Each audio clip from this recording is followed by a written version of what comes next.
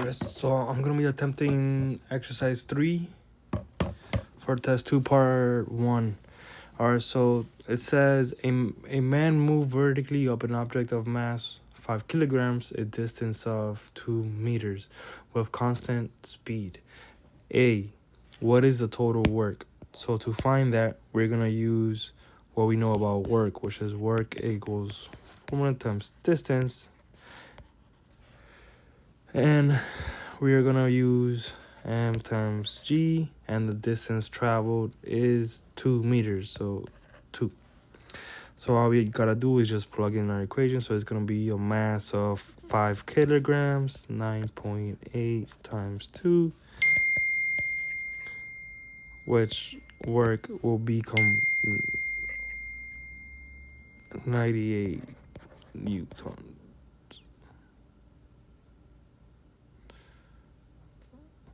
Not newtons, but joules.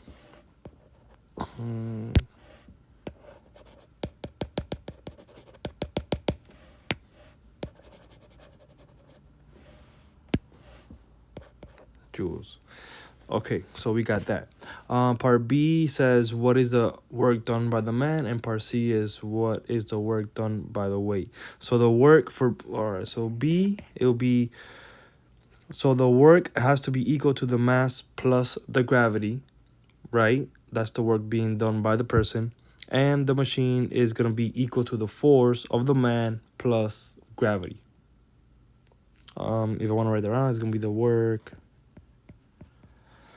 has to be equal to the mass plus gravity. To the mass plus gravity. And in C, it has to be the same, right? It is equal to the force of the man plus gravity. So that's it.